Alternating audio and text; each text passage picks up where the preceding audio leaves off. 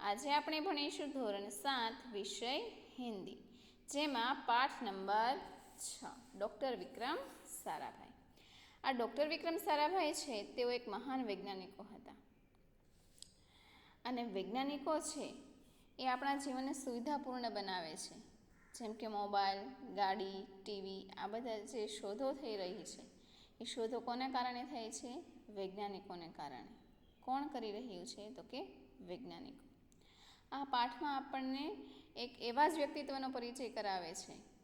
કોનો? તો કે વિક્રમ સારાભાઈનો, જેઓએ પોતાના વિજ્ઞાન શિક્ષણને કારણે શિક્ષણ, ધંધા, વ્યવસાય આ બધા ક્ષેત્રોમાં દેશની પ્રગતિ માટે ઘણું બધું કાર્ય કરેલું છે. તો આપણને આ પાઠમાં ડૉક્ટર વિક્રમ સારાભાઈના જીવન તથા તેમના કાર્યનો પરિચય કરાવવામાં આવ્યો છે. તો જોઈએ આપણે એનું જીવન અને એના કાર્યો. તો પાઠની શરૂઆત કરીએ. એક ऐसे महान वैज्ञानिक थे जब वे मात्र 2 वर्ष के थे. એટલે કે વિક્રમ સારાભાઈ એક મહાન વૈજ્ઞાનિક હતા જ્યારે તેઓ માત્ર 2 વર્ષના હતા. જબ 2 વર્ષ કે થે એટલે કે 2 વર્ષના હતા. તબ એટલે કે ત્યાર गुरुदेव रविंद्रनाथ ठाकुर ने भविष्यवाणी की थी कि यह बालक बड़ा होकर बहुत यशस्वी बनेगा. એટલે કે જ્યારે ડૉક્ટર વિક્રમ સારાભાઈ છે એ માત્ર 2 વર્ષના હતા ત્યારે ગુરુદેવ રવિન્દ્રનાથ ઠાકુર છે એણે આ ભવિષ્યવાણી કરેલી હતી કે આ બાળક છે તે મોટો થઈ અને ખૂબ જ યશસ્વી એટલે પ્રસિદ્ધ, નામ કમાશે, યશસ્વી બનશે. આવું કોણે કહ્યું હતું?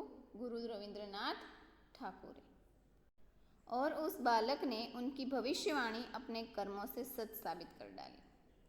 એટલે કે અને ઉનકી ભવિષ્યવાણી એટલે કોની ભવિષ્યવાણી? તો કે રવિન્દ્રનાથ ઠાકોરની ભવિષ્યવાણી પોતાના કર્મોથી એટલે કે સારા કામો કરીને સચ સાબિત કર ડાલે કે એટલે કે એને જે ભવિષ્યવાણી કરેલી હતી તેને સાચી સાબિત કરી. કોણે સાચી સાબિત કરી? વિક્રમ સારાભાઈ. એટલે કે અને આ બાળકે તેમની ભવિષ્યવાણી પોતાના કર્મોથી સાચી સાબિત કરી. डॉक्टर विक्रम साराभाई का जन्म 12 अगस्त सन 1912 को अहमदाबाद में हुआ था. એટલે કે ડૉક્ટર વિક્રમ સારાભાઈનો જન્મ 12 ઓગસ્ટ 1912ના રોજ ક્યાં થયો હતો? અમદાવાદમાં. ઉનકા પરિવાર એક પ્રતિષ્ઠિત ઉદ્યોગપતિ પરિવાર था. એટલે કે તેઓનો પરિવાર છે એ પ્રતિષ્ઠિત ઉદ્યોગપતિનો પરિવાર હતો. पिता का नाम अंबालाल तथा माता का नाम सरला देवी था. એટલે કે વિક્રમ સારાભાઈના પિતાનું નામ શું હતું? અંબાલાલ, અને માતાનું નામ સરલા દેવી હતું. વિક્રમ સારાભાઈ કે 8 ભાઈ બહેન થે. એટલે કે વિક્રમ સારાભાઈને કેટલા ભાઈ બહેન હતા? 8 भाई बहन હતા. बाल्यकाल से प्रतिभावान विक्रम साराभाई के बचपन का यह एक प्रसंग उनके सफलता हासिल करने के बुलंद इरादे को दर्शाता है. बाल्यकाल से એટલે કે બાળપણથી જ, પ્રતિભાવાન એટલે કે તેજસ્વી બુદ્ધિવાળું અથવા તો પ્રતિભા સંપન્ન એવા વિક્રમ સારાભાઈના બચપન કા યહ પ્રસંગ એટલે કે બાળપણનો એક પ્રસંગ उनके सफलता हासिल करने के बुलंद इरादे को दर्शाता है. એટલે કે એની સફળતા મેળવવા માટે, હાસિલ કરવું એટલે મેળવવું, બુલંદ એટલે ખૂબ જ ઊંચા, ઈરાદા એટલે ઈચ્છા, કામ કરવાની ઈચ્છા, એની જે ઉત્કૃષ્ટ, બુલંદ એટલે ઊંચી અથવા ઉત્કૃષ્ટ, ઈરાદાઓ એટલે કે ઈચ્છાને દર્શાવે છે. એટલે કે બાલ્યકાળથી જ પ્રતિભા સંપન્ન વિક્રમ સારાભાઈના બાળપણનો આ પ્રસંગ સફળતા પ્રાપ્ત કરવાનો એમનો ઉત્કટ ઈરાદો દર્શાવે છે. એ પ્રસંગ છે એ હવે આપણે જોઈએ. जब वह 5-6 साल के थे तो अपने परिवार के साथ शिमला गए. એટલે કે જ્યારે માત્ર કેટલા વર્ષના હતા? માત્ર 5-6 વર્ષના હતા ત્યારે તે પોતાના પરિવાર સાથે ક્યાં ગયા? शिमला गया. शिमला में उनके पिता श्री अंबालाल के नाम ढेरों चिट्ठियाँ आती थी. એટલે કે શિમલામાં તેના પિતાશ્રી અંબાલાલના નામે. ઢેરો એટલે ઘણી બધી ચિઠ્ઠીઓ આવતી હતી. જ્યારે તેઓ શિમલા ફરવા ગયા હતા ત્યારે તેના પિતા શ્રી અંબાલાલના નામે ઘણી બધી ચિઠ્ઠીઓ આવતી હતી. કેમ? તો કે પોતે ઉદ્યોગપતિ હતા, બિઝનેસમેન હતા, તો એના નામે ઘણી બધી ચિઠ્ઠીઓ આવતી હતી. यह देखकर बालक विक्रम के मन में भी इच्छा हुई कि उनके नाम भी खूब सारे पत्र आए. આ જોઈને બાળક વિક્રમ એટલે કે ડૉક્ટર વિક્રમ સારાભાઈ છે, એ વિક્રમના મનમાં પણ ઈચ્છા થઈ કે એના નામે પણ ખૂબ સારે પત્ર એટલે કે ઘણા બધા પત્રો આવે, એના નામે પણ ઘણા બધા પત્રો આવે. આવી કોની ઈચ્છા થાય? તો કે विक्रमने. इसलिए कई लिफाफों पर अपना नाम तथा पता लिखा और डाकघर में डाल दिए.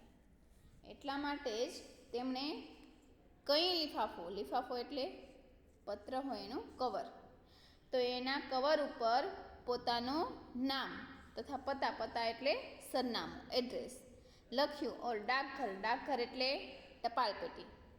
એટલે કે આથી તેમણે અનેક કવર ઉપર પોતાનું નામ અને સરનામું લખી અને ટપાલ પેટીમાં નાખી દીધા. ડાલ દીએ એટલે નાખી દેવું. ફિર ક્યાં થા? ઉનકે નામ પર ઢેરો ચિઠ્ઠી આને લગી. એટલે કે પછી તો શું, એના નામે પણ ઘણા બધા પત્રો આવવા લાગ્યા. पिता ने देखा तो उनके मन में बालक विक्रम के इस काम के पीछे के उद्देश्य जानने की इच्छा हुई. उद्देश्य એટલે હેતુ.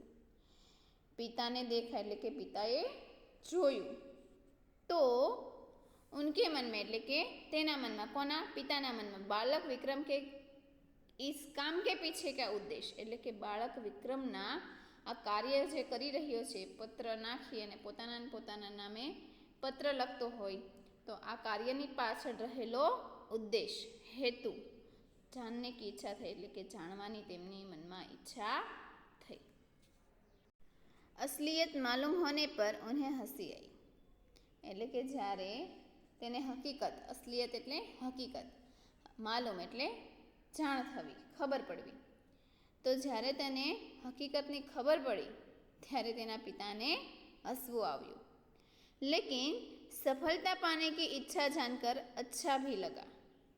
અને પછી સફળતા પ્રાપ્ત કરવાની ઈચ્છા જાણીને સારું પણ લાગ્યું. અચ્છા ભી લગા એટલે સારું પણ લાગ્યું. जब वह 8 साल के थे तो साइकिल पर विभिन्न कलाबाजियाँ करते और लोगों को अचंभित कर देते. એટલે કે જ્યારે તેઓ માત્ર કેટલા વર્ષના હતા? 8 વર્ષના. 8 સાલ કે એટલે કે 8 વર્ષના હતા ત્યારે સાયકલ પર વિભિન્ન કલાબાજીયા એટલે ખેલ કરતા, જુદા જુદા સાયકલ ઉપર જુદા જુદા અલગ અલગ પ્રકારના ખેલ કરતા. और लोगों को अचंभित कर देते એટલે કે લોકોને અચંભિત એટલે ચકિત, આશ્ચર્યચકિત કરી દેતા. उन्हें साहसिक कारनामे प्रिय थे. એટલે કે એને સાહસિક કામો હતા તે ખૂબ જ પ્રિય હતા. કારનામે એટલે કામ, સાહસવાળું જે કામ હોય તે તેને ખૂબ જ પ્રિય હતું. गणित तथा भौतिकी के प्रति उनकी गहरी दिलचस्पी थी. એટલે કે ગણિત અને ભૌતિકી એટલે ભૌતિક વિજ્ઞાન, તો કે ગણિત અને ભૌતિક વિજ્ઞાનમાં તેમને ગહેરી એટલે ઊંડી, દિલચસ્પી એટલે રસ. એટલે કે ગણિત અને ભૌતિક વિજ્ઞાનમાં તેમને ઊંડો રસ હતો. उन्होंने मैट्रिक की परीक्षा सन 1934 में पास की. એટલે કે તેમણે મેટ્રિકની પરીક્ષા ક્યારે પાસ કરી? તો કે ઈસવીસન 1934 सन 1934 से 37 में गुजरात कॉलेज अहमदाबाद से इंटर की पढ़ाई की.